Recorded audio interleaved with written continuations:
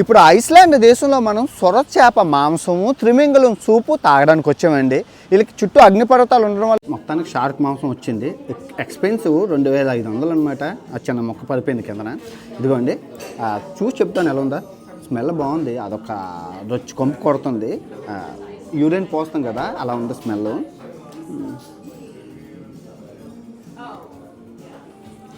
బాగుందండి, బాగుంది. ఉప్పుగా అదొకలా ఉంది. స్మెల్ మటుకు దారుణంగా ఉంది, బాగోలేదు. స్మెల్ అదొకలా ఉంది. ఇప్పుడు త్రిమింగలం సూప్ తాగుదాం. మొత్తానికి మనం త్రిమింగలం సూప్ అయితే వచ్చిందండి. రొట్టె బ్రెడ్ మొక్క కూర ఇచ్చాడు. ఎలా ఉందో చూసి చెప్తాను. అదొకలా ఉందండి, బాగోలేదు, నచ్చలేదు. మొదటిసారి ఒక ఆహారం అయితే నాకు నచ్చలేదు. అదొకలా ఉంది. కానీ డబ్బులు పెట్టి కొనుక్కున్నాం కాబట్టి తినాలి, తప్పదు.